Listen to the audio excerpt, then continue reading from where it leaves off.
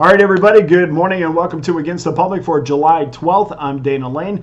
Today, as usual, I'm going to give you my top 3 Major League Baseball free plays, and then we'll top it off by breaking down totals just a little bit more. I know we talked about that yesterday. We're going to break it down by just a little bit more today, like what month is best for overs, what month is best for unders. We'll break it down by National League, American League, Interleague play. We'll break it down by division. We'll break it down by umpire even. So interesting numbers that we've come up with, and a few that I would have questioned if they were actually accurate, but going back and look at it, they are, and it's incredible some of the things that we think about the numbers, but when you actually see the number over a long period of time, it's the complete opposite. I mean, like, well, we have this thing in our mind that balls are flying out of Wrigley all the time, but when we go back and look at the numbers really don't show that as much as we think it does. So, and one of the reasons for that is because the bookmakers built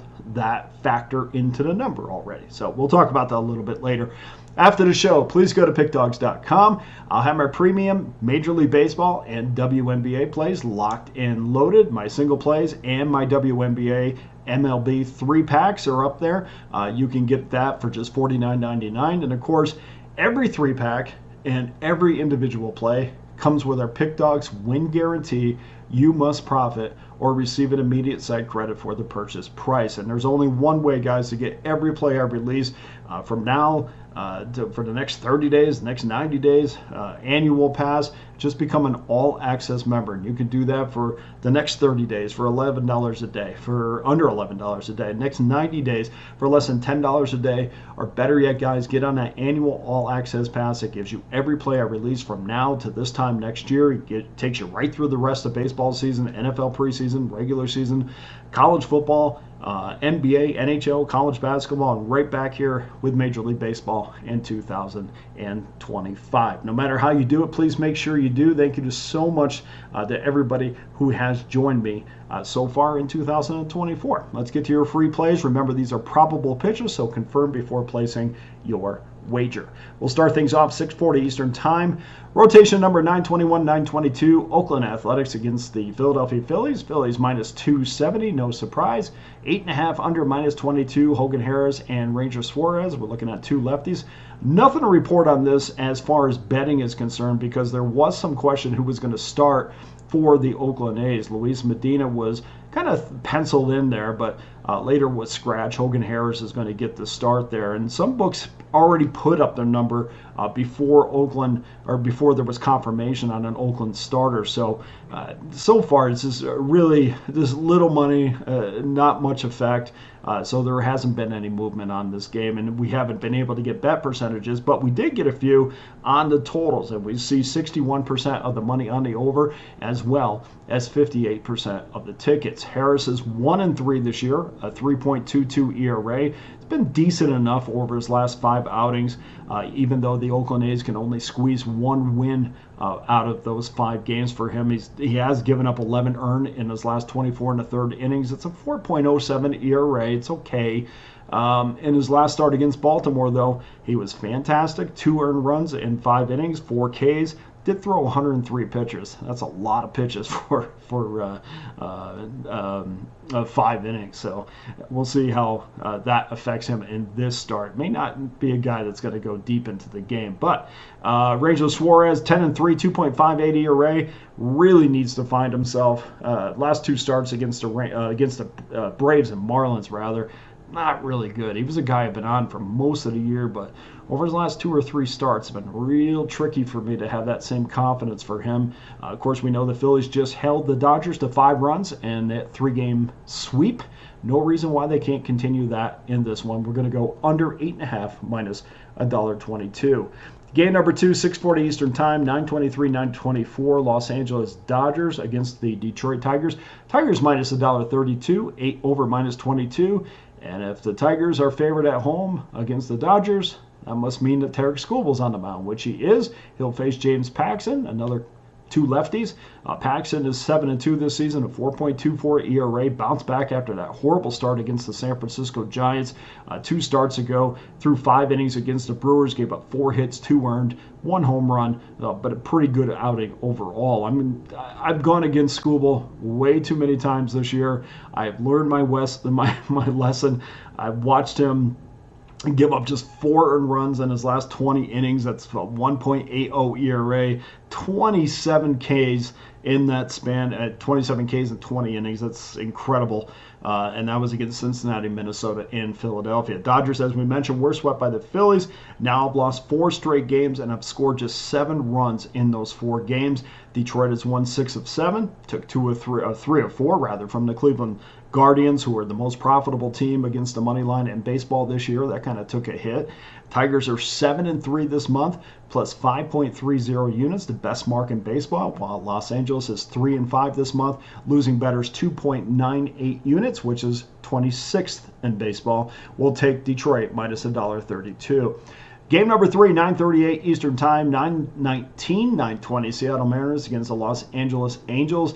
Mariners minus $1.49, 8 over minus 20. Brian Wu against Tyler Anderson.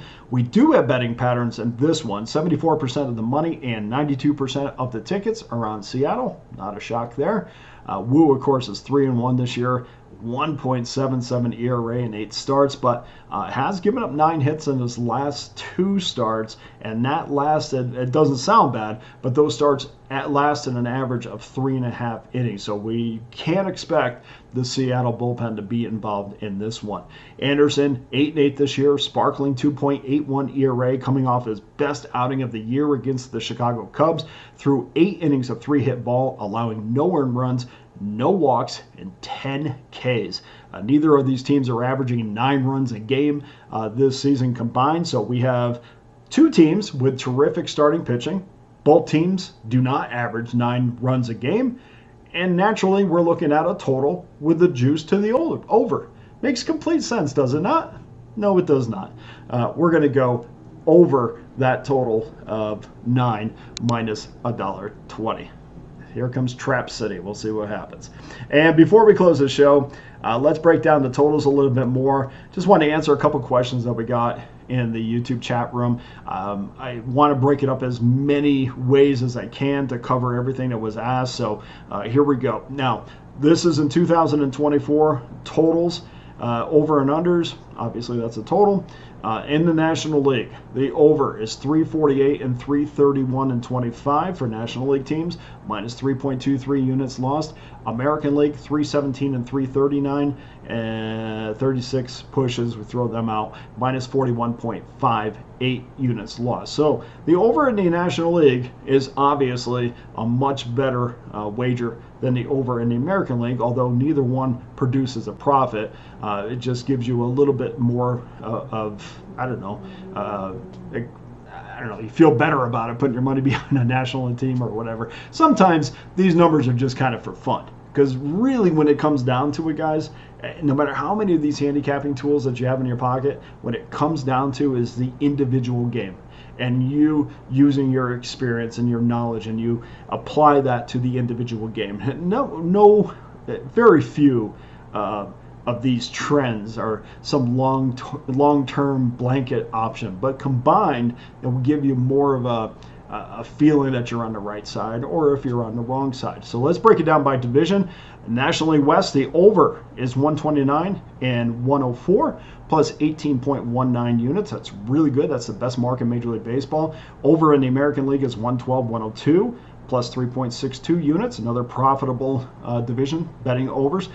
American League Central, 112 and 108, barely over 500, minus 4.11 units. Now, we could flip to the other side. National League Central, under is 110 and 107, minus 10.09 units when betting the over. National League East, 117 and 112 to the under. And the American League West, 129 and 93, that's 36 games to the under. In that division. That division dominates when it comes to under betting. Now, when the American League teams are playing American League teams, the over is 486 and 470, 16 games over 500, minus 12.77 units. Interleague, the under is 200 and 179, which makes sense because you have hitters that are less familiar with pitchers. So the under, 21 games under 500 or over 500 in that particular filter. When we're talking about different parks, Lone Depot Park, number one in overs, 33-15 and 1, plus 15.97 units. Petco, number 2, 31-18 and 1, plus 11.10 units. And Progressive, 24-14 and 3, plus 8.65 units. Notice we didn't say Coors Field because, again, another thing that we think but is not reality when you break down the numbers. Underparks, the best underparks. Globe Life, 29-14 and 2. T-Mobile, 30-16 and 2. And Truist Park, 29-16 and 1. Best over umpires in 2024, Adrian Johnson, 10-3 and 1, plus 6.33 units. Jansen Visconti, 9 and 3, plus 5.45 units. And Andy Fletcher, 8-2 and 1, plus 5.42 units. Best under umpires, Hunter Wendelstedt, 11 and 3 this year. That's something to keep track of.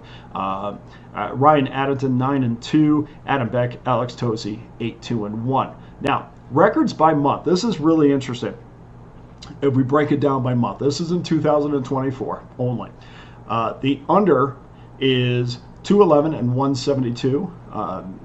So 39 games over 500 to the under in April this year. Also 198 and 192 to the under in May. And then in June, the reason why I'm talking slow, I just want to make sure I'm looking at these the right way. June, the over skews just 3 games over 500, 193 and 190. And the over in July is 75 and 55. So 20 games over 500 so far in July. And you would think, well, that makes sense because it's getting warmer, it's getting more humid, the balls are flying out. Well, if we look at that historically, or at least over the last 3 years, again, that's just not true. And the reason it's not true is because the factors are already built into the numbers. So let's break it down over the last 3 seasons. In April, under is 569 and 490 over the last 3 seasons. In May, the under is 613 and 571. In June, 565 and 565, 500 right across the board over the last 3 seasons. In July, the under is 561 and 525. The under in August is 613 and 571. And the under in September is 581 and 575. The over in October is 67 and 62. So what do we take out of that? Well, every single month over the last 3 years, over the last 3 seasons, except October, when we're only talking about 129 games. It's a drop in a bucket. Obviously, we know that the schedule in October is not what it is in the rest of the months. The only month over the last 3 seasons that has produced a record over 500 is October when betting an over.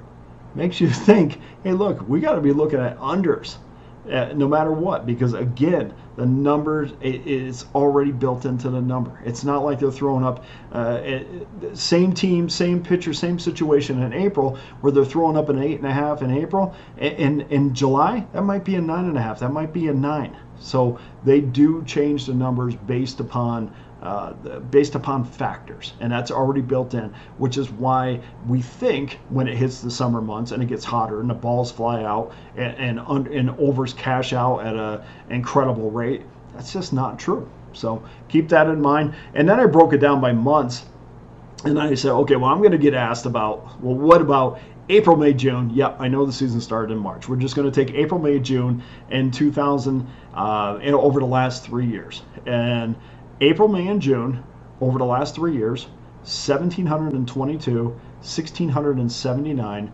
skewing to the under. July through October, 1,817, 1,738, skewing to the under. So that makes a lot of sense because every bookmaker will tell you that bettors like to bet overs. And of course, bookmakers make a ton of money because games go under. If there's anything you'd like me to research, please drop me a comment on the YouTube channel. I'll get to it as soon as I can. As you know, we'll do one more show tomorrow, then I'm off for a week, and I'll be back doing shows probably next, I'm going to say Saturday or Sunday. It just depends on travel schedule, so we'll see. So anyway, thank you so much for watching. That does it for your Friday free plays and your handicapping tip. Please go to pickdawgz.com. Get involved with one of my many available packages, including my all-access pass that gives you every game I release for one low price. Here's your Friday recap. Oakland, Philadelphia, under 8.5, minus 22. Detroit, minus $1.32. And Seattle, Los Angeles, over 8, minus $1.20. That does it for the show today. Thank you so much for everybody who watches on a daily basis.